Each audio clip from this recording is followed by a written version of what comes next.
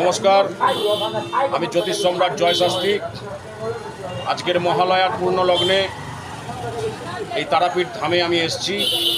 এখানে প্রচুর আজকের ভোর 4টে থেকে মহালয়া হয় বীরেন্দ্র কৃষ্ণ ভদ্রের। সেটা আপনারা প্রত্যেকেই জানেন, প্রত্যেকেই দেখেছেন, শুনেছেন, কানে রেডিও টিভি সব জায়গাতে হচ্ছে। তার সাথে আজকের তারপরেই আমাদের চলে যেটা হচ্ছে তর্পণ, এই তিল তর্পণ, যেটা আমাদের যারা গুরুজন অর্থাৎ পিতা মাতা দাদু ঠাকুমা যারা আছেন তাদেরকে এই তিলের মাধ্যমে গঙ্গা, এই দ্বারকা নদী চলছে, এই দ্বারকা নদীর মধ্যে তাদেরকে তিল তর্পণ করানো হয় এবং করেন তারা।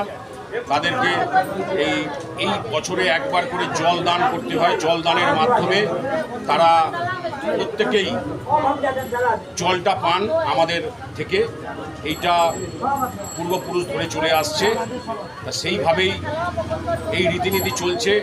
আমিও আমার পিতামাতার উদ্দেশ্যে, দাদু ঠাকুমার উদ্দেশ্যে আমিও দিয়েছি আজকের এখানে দ্বারকা নদীতে। তা আমি প্রত্যেককে বলবো, এই দিনে শুভ কর্ম মধ্যে শুভ যেমন আমাদের এই মহালয়া পুজোর আগ লগ্ন, তার সাথে এই পিতৃপুরুষকে জল দেওয়া, এটা হচ্ছে আমাদের একটা কি বলবো, দুঃখের এবং শোকের জায়গা।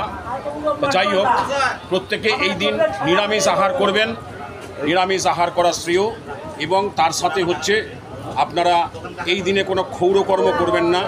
ক্ষৌরকর্ম করলে আপনাদের মান সম্মান হানি, তার সাথে এই অমাবস্যা চলাকালীন ক্ষৌরকর্ম করলে আপনার হচ্ছে নিজের শারীরিক দিক থেকে এবং সমস্ত কাজকর্মের দিক থেকে ক্ষয়ক্ষতির সম্ভাবনা প্রবল।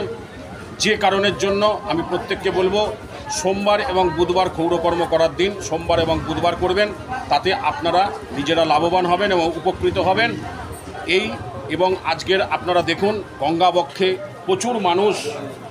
প্রচুর মানুষ এখানে তর্পণ করছেন তারাপীঠ ধামে দ্বারকা নদীতে।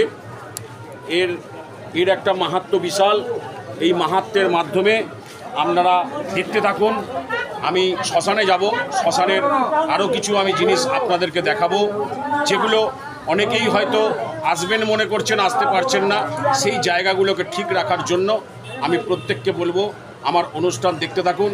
এবং আমি শ্মশানে যাচ্ছি, শ্মশানে মায়ের পাদপদ্ম, যেটা হচ্ছে সবথেকে বড় মাহাত্ম্যের জায়গা।